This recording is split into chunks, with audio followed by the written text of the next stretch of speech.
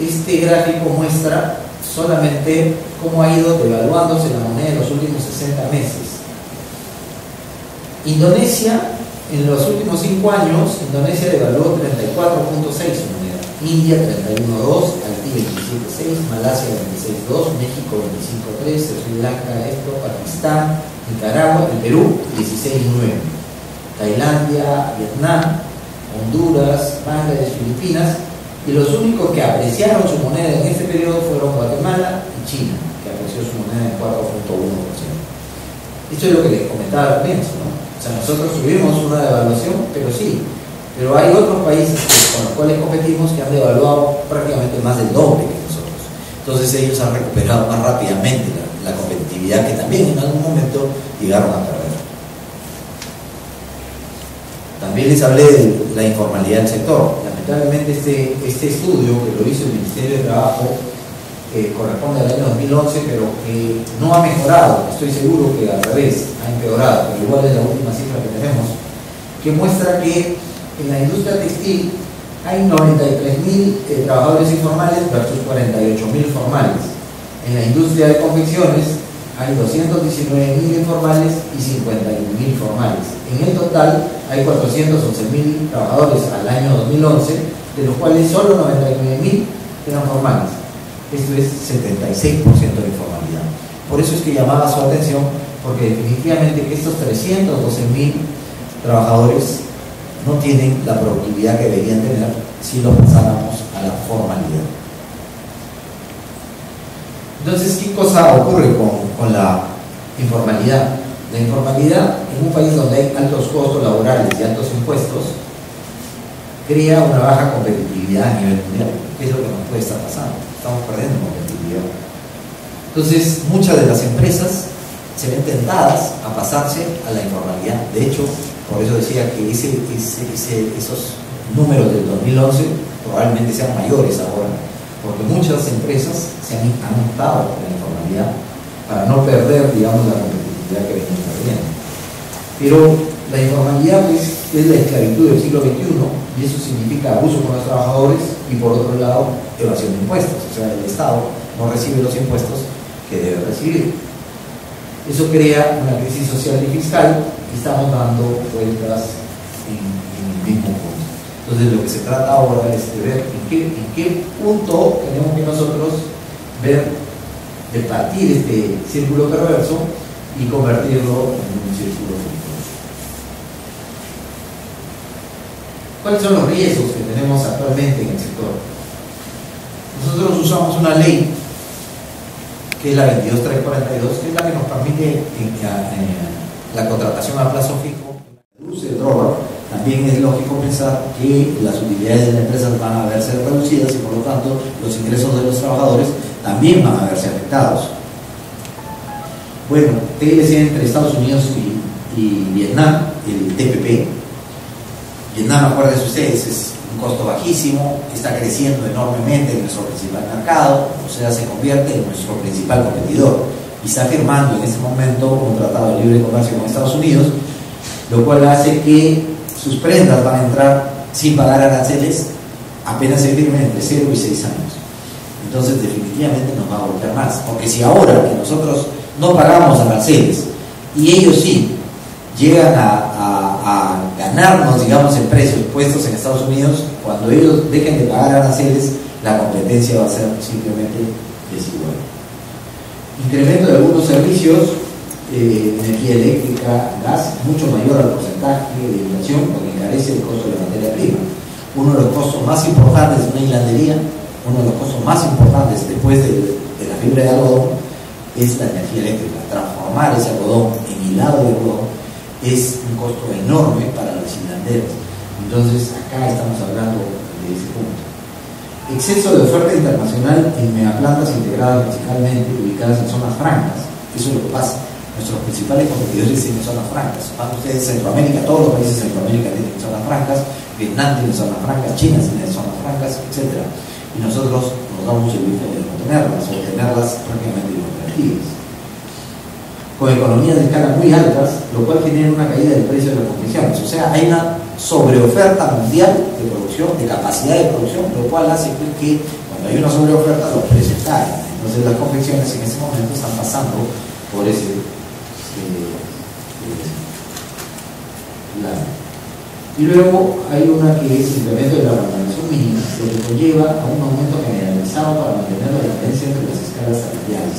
Esto creo que no ha sido percibido por las personas que decidieron en los últimos 2 meses, 1 de mayo en realidad fue el aumento, que no solo se aumenta a las personas que reciben la remuneración mínima. ¿Por qué? Porque nosotros como empresas tenemos escalas salariales que están referidas a esa remuneración mínima en porcentajes. O sea, hay trabajadores que ganan el 10% más que la remuneración mínima, hay quienes ganan 20% más, hay quienes ganan 30% más y hay quienes ganan 50% más de la remuneración mínima. Entonces, subir la remuneración mínima en 13 o 15%, entonces lo que las empresas tenemos que hacer para no desmotivar al resto de trabajadores que están en estas otras escalas, también tenemos que subir todo. Porque si no, ¿qué va a pasar? Un trabajador que ganaba 50% más que la remuneración mínima, si yo no le aumento también en el mismo porcentaje, entonces va a verse desmotivado, porque a algunos sí les aumento y a ellos no. Entonces lo que ha habido es una subida total de las escalas salariales de las empresas. Entonces eso está afectando también a la competitividad que tenemos en este momento. Pero todavía seguimos vendiendo. O sea, tampoco es que estemos todos mal. Hemos vendido 1.300 millones.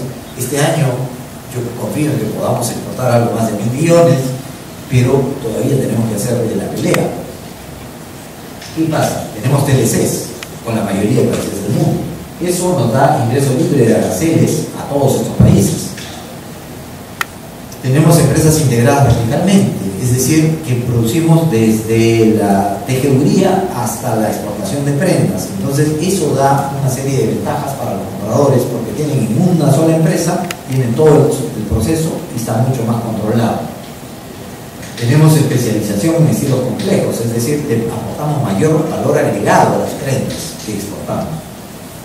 Tenemos muy buena materia prima, pero ahora ciertamente está escasa.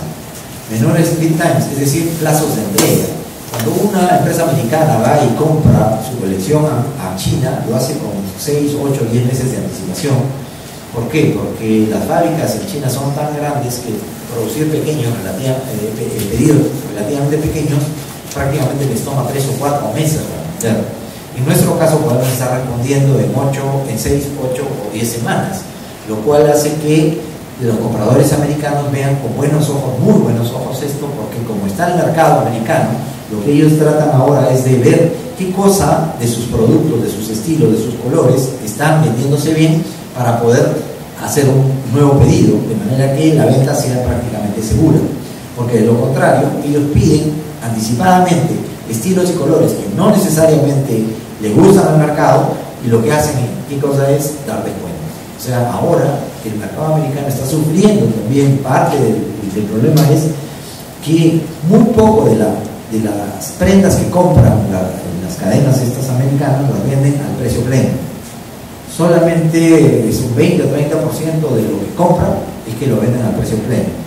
30% más lo venden con 30% de descuento, 30% más con 50% de descuento, 10% con 70% de descuento, y eso hace que las empresas no sean rentables y estén perdiendo también utilidades. Los horarios son similares con Estados Unidos. Tenemos una excelente calidad reconocida de la confección peruana, y además tenemos alta eficiencia y productividad en las empresas formales, porque las informales veíamos que tenían problemas de falta de capacitación. Entonces, ¿qué tenemos que hacer? Como comité nos hemos propuesto varias tareas, tanto para las empresas que exportan directamente como para aquellas que lo hacen a través de terceros. Ese era el espíritu de la ley. La ley es una ley, la 22342 es una ley que se dio en 1978 y que precisamente promocionaba las exportaciones no tradicionales. Y lamentablemente el Ministerio de Trabajo ahora, ya a través de un informe, han puesto una restricción para que las empresas que exportan a través de terceros puedan usar esta modalidad de contratación. Y se rompe, como dice Pedro, la cadena. Procurar cambio en criterio del Poder Judicial sobre la naturalización de contratos bajo la ley 22342. O sea, esto se hace también, hay que como gremio también llevar a cabo una tarea para que esto cambie, participar en la creación del sitio del algodón junto con el PRODUCE y el IPA. El IPA es el Instituto Peruano del Algodón, para mejorar el abastecimiento local. Yo creo que eso es muy importante. El PRODUCE está en este momento promocionando una serie de CITES de varios sectores y nosotros no podemos estar ajenos a esto. Creo que es muy importante que participemos nosotros también en la creación de un CITE para beneficio de todos los exportadores de textil y confecciones. Gestionar con el nuevo gobierno la restitución al 5%, por lo menos, en la tasa de robo. Acuérdense ustedes que cuando pasamos la crisis, acuérdense los gráficos, cuando estábamos en crisis del 2008-2009, empezamos una caída libre. Ahí el gobierno de turno dispuso que el droga subiera a 8% inmediatamente, y con lo cual a partir del 2011 ya habíamos recuperado gran parte de lo que habíamos perdido, y luego fue retirando ese impulso, 1.5 un año y 1.5 otro año, con lo cual lo volvió a dejar en 5%. Yo no quiero decir que existe una relación directa entre droga y exportaciones, pero en la práctica eso se dio entre el año 2008 y 2011 y los resultados estaban ahí. Si ustedes vuelven a la gráfica, ven que en ese momento el droga subió a 8% y recuperamos inmediatamente lo que perdimos. Ahora estamos con un droga de 3%. Entonces, lo que tenemos que hacer por lo menos llevarlo al 5% que siempre estuvo. Bueno, también tenemos que ver qué hacemos para evitar una mayor pérdida de mercado en las partidas arancelarias más afectadas por el TLC entre USA y Vietnam. Eso todavía está por la firma del Congreso americano, esto todavía puede tomar un par de años, pero tenemos que irnos preparando porque de alguna u otra forma esto se va a firmar. Entonces tenemos un tiempo que lo tenemos que preparar. Gestionar con el Ejecutivo la modificación del Decreto Supremo de Droga para permitir utilizar insumos importados con beneficios arancelarios sin tener que renunciar a una parte de droga. Esto suena un poco complicado, pero si leen la ley que no es una ley, es un Decreto Supremo en realidad, donde se da droga, que fue en el año 95, donde no teníamos ningún TLC en ningún país del mundo. Entonces hay un punto que imposibilita a una empresa que importa, por ejemplo, un hilado de Estados Unidos a poder gozar de droga en la prenda terminada. O sea, es un poco complejo el tema, pero creo que podemos, explicándolo bien a la gente de MEF que entra a través de los gremios, podemos lograr esto, y eso terminaría siendo un impulso importante para las empresas de confecciones, porque ahora está permitido eso, pero lo tiene que importar un tercero, una tercera empresa, luego yo comprársela, y luego cuando yo exporte la prenda o el producto o el bien final, lo que tengo que hacer es deducir del precio FOB el costo de ese hilado y luego reclamar el ROC solamente por esa diferencia. Entonces es medio complicado. Entonces es una barrera, llamemos medio burocrática en este caso, porque se dio en el año 95 y creo que las cosas han cambiado y que nos permitiría realmente poder recuperar en algo la competitividad. Esas son las partes que yo les decía, que no todo tiene que ser mano de obra, siempre hay cosas por hacer que nos van a permitir realmente mejorar la competitividad. Y por último, para poder competir en el mercado de prendas elaboradas con fibras hechas por el hombre, conseguir una reducción de 6 a 1% de los aranceles para esos hilados. Actualmente en el Perú hay escaso abasto, solamente hay una compañía que produce menos de 200 toneladas, creo, al mes, y que está totalmente vendida. Y por lo tanto, todas las fibras o los hilados de poliéster tenemos que importarlos de Estados Unidos para poder mantener el origen, la regla de origen nuestra del TLC, y sobre el cual tenemos que pagar 6% de aranceles. Entonces, definitivamente, si es que no queremos perder el robo.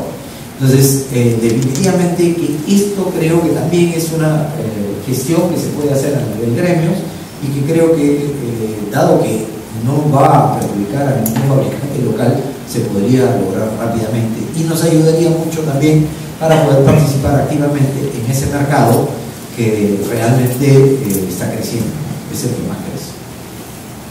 Bueno, y acá acabamos. Creo que la explicación Ha sido un poco larga, pero necesaria. Y a partir de acá estamos a su disposición para las preguntas que crean convenientes.